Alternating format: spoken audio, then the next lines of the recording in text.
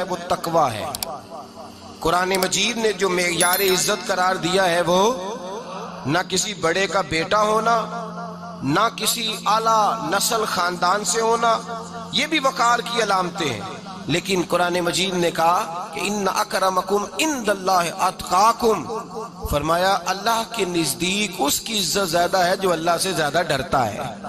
اور متقی نماز پڑھنے والے کو نہیں کہتے، متقی روزہ رکھنے والے کو نہیں کہتے، متقی حج کرنے والے کو نہیں کہتے، یہ بھی یاد رکھیں۔ متقی پرہیزگار اس شخص کو نہیں کہتے جو صدقات و خیرات زیادہ کرتا ہے، متقی پرہیزگار اس کو کہا جاتا ہے جو گناہوں سے بچتا ہے، جو غلطی نہیں کرتا وہ پرہیزگار ہے، جو گناہ سے حد الامکان کوشش کرتا ہے بچنے کی وہ پرہیزگار ہے۔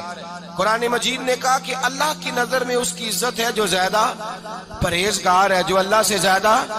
حضرت عبداللہ ابن مسعود رضی اللہ تعالیٰ عنہ سے کسی نے پوچھا تھا حضرت جی بڑا عالم کون ہوتا ہے، بڑا عالم کون ہوتا ہے؟ تو آپ فرمانے لگے زیادہ باتیں کرنے کا نام علم نہیں۔ کہا حضور پھر علم کس بات کا نام ہے؟ فرمایا جو اللہ سے زیادہ ڈرتا ہے وہ بڑا عالم ہے، اس لیے کہ قرآن مجید نے کہا انما یخشی اللہ من عبادہ العلماء، اللہ سے اللہ کے وہ بندے ڈرتے ہیں جنہیں اللہ نے علم عطا فرمایا ہے، وہ ڈرتے ہیں۔ تو عزت کا پہلا معیار ہم سمجھتے ہیں بڑی گاڑی، نوکر چاکر، آنا جانا، یہ سارے باعث عزت ہیں۔ قرآن مجید نے کہا نہیں، تو اگر سمجھتا ہے نا میں وہ نواب خاندان سے ہوں، چودھری ہوں، تو میں باعث عزت ہوں۔ حضرت بایزید بسطامی کے پڑوس میں یہودیوں کا پیشوا رہتا تھا، آپ کی مخالفت کرتا، ساری زندگی اس نے مخالفت کی، یہودی اسے بڑا مانتے تھے، اس سے کوئی غلطی ہو گئی سارے اسے چھوڑ گئے، پہلے رئیس اعظم ہوتا تھا پھر غریب ہو گیا۔ ایک دن حضرت بایزید بسطامی گھر آئے تو بچے کے رونے کی آواز آئی، زوجہ سے پوچھنے لگے اس کا بچہ کیوں روتا ہے؟ تو کہنے لگی آپ کو پتہ ہے نا اب لوگ اسے چھوڑ گئے ہیں تو گھر میں دیا نہیں جلتا، بچہ چھوٹا ہے اندھیرے میں روتا ہے۔ رات گہری ہو گئی تو حضرت بایزید نے اپنے گھر سے دیا اٹھایا، اپنے گھر سے دروازے پہ دستک دی، وہ باہر آیا تو جناب بایزید کا انداز کیا ہے؟ اس نے مخالفت کی زندگی بھر، انداز کیا ہے؟ باہر آتے ہی نا آپ فوراً اس کو بولنے نہیں دیا، کہنے لگے او بھائی سن لے، میں پہلے بھی آ سکتا تھا، دیر سے اس لیے آیا ہوں کہ گلیاں سنسان ہو جائیں، لوگ سو جائیں، تجھے اور مجھے کوئی نہیں دیکھ رہا ہے کہ میں ہوں دوسرا تو ہے، اور تو مجھے اچھی طرح جانتا ہے بایزید وہ نہیں کہ جو نیکی کرے گا اور دنیا کو بتائے گا، میں تیرا راز بھی رکھوں گا۔ اور بچے تو معصوم ہوتے ہیں نا، فرمایا میرے بڑے ہو گئے تیرے چھوٹے ہیں، یہ پکڑ لے دیا گھر میں لے جا، اور میرا وعدہ ہے کسی کو ساری زندگی اس نے مخالفت کی۔ وہ شخص کہتا ہے مجھے بولنے کا موقع ہی نہ دیا، دیا دے کے چلے گئے۔ اگلی شام پھر آئی، رات گہری ہوئی تو پھر دروازے پہ دستک ہوئی، میں باہر گیا، نیا چراغ، نئی بتی، نیا دیا، کہنے لگے دیکھ کوئی نہیں دیکھ رہا، میں اس وقت آیا ہوں جب تنہائی ہو، اور تو مجھے جانتا ہے میں غلط بات بھی نہیں کرتا، یہ دیا رکھ لے، میں کسی کو بتاؤں گا بھی نہیں۔ کہتے چلے گئے۔ تیسرا دن آیا تو وہ یہودی کہتا ہے میرے صبر کا بندھن ٹوٹ گیا، میں ٹوٹ گیا، ان کی نیکی نے مجھے خرید لیا، ان کے معاف کرنے نے ان کی عزت میرے دل میری روح میں بڑھا دی۔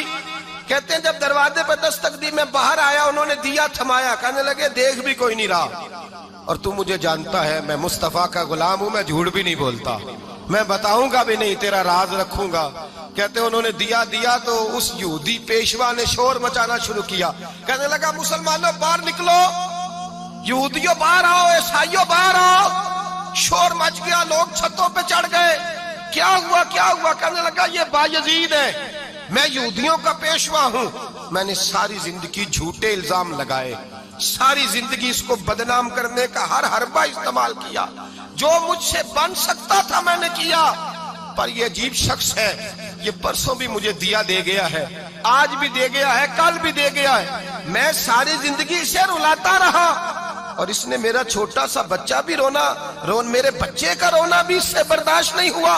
میں تم سب کو گواہ بنا کے کہتا ہوں میں جھوٹا ہوں، بایزید سچے ہیں، ان کا مذہب بھی سچا ہے، قرآن بھی سچا ہے، اسلام بھی سچا ہے، اور جس مصطفیٰ کا یہ کلمہ پڑھتے ہیں وہ محبوب بھی بڑا سچا ہے، یہ سچے دین کے ماننے والے ہیں۔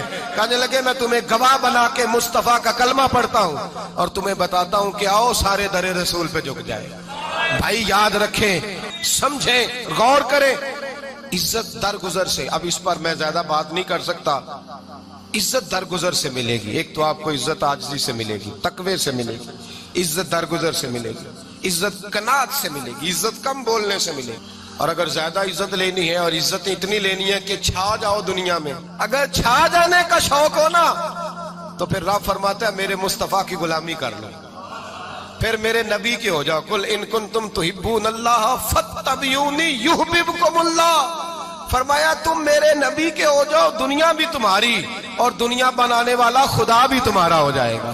تم میرے غلامی مصطفیٰ میں عزت ہے، رسول اللہ کی نوکری میں، اور قسم اللہ کی بڑی عزت ہے، بڑی عزت ہے، بڑا وقار ہے، بڑا پیار ہے، بڑا حسن ہے، بڑی رعنائی ہے، بڑا ٹھہراؤ ہے۔ یار وہ جو لوگ کہتے ہیں نا میں پتہ نہیں کون ہوں، کہاں کا رہنے والا ہوں، یار نہیں لوگ پوچھتے تو کون تھا، تیری برادری کیا ہے، تو کہاں کا ہے، نہیں پوچھتے۔ تیرے لبوں پہ اگر ذکر مصطفیٰ ہے تو دنیا تیری غلام ہے، اگر تو حضور کا ہے تو پھر سارے دامن مصطفیٰ سے جو بھی لپٹا وہ یگانہ ہو گیا، اور جس کے حضور ہو گئے اس کا زمانہ ہو گیا، جس کے حضور ہو گئے اس کا۔ اقبال کہتے ہیں قوت عشق سے ہر پست کو بالا کر دے، اور دہر میں اس میں محمد سے اجالا کر دے، اور کی محمد سے وفا تو نے تو ہم تیرے، کی محمد سے وفا تو نے تو ہم تیرے، یہ جہاں چیز ہے کیا لوح قلم تیرے۔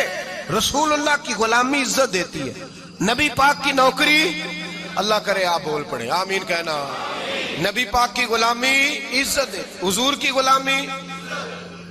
یار بندہ بالکل بے عمل ہونا، بالکل تو میری طرح داڑھی رکھ کے پگڑی باندھ کے بس میں بھی چڑھ جائے تو کئی لوگ سیٹیں خالی کر دیتے ہیں، کہتے ہیں بزرگوں یہاں آ جائیں، حضرت جی یہاں آ جائیں، تو پھر عزت کس چیز کی ہوئی؟ سنت مصطفیٰ کی ہوئی نا، پھر عزت نبی پاک کی سنت کی ہوئی نا، وقار کی ہوئی نا۔ ایک صاحب ایک بچے نے داڑھی رکھ لی تو مجھے آ کے کہنے لگے حضرت جی لوگ بڑے بڑے لقب دینے لگے ہیں۔ میں نے کہا کیا؟ کوئی کہتا ہے حضرت صاحب، کوئی کہتا ہے قاری صاحب، کوئی کہتا ہے حافظ صاحب، کوئی کہتا ہے علامہ صاحب۔ تو میں نے کہا تیری موج نہیں بن گئی، 4 سالوں میں حفظ ہوتا ہے، تجھے مفت کا لقب مل گیا ہے، نظامی 8 سال میں ہوتا ہے، مفت کا علامہ بن گیا۔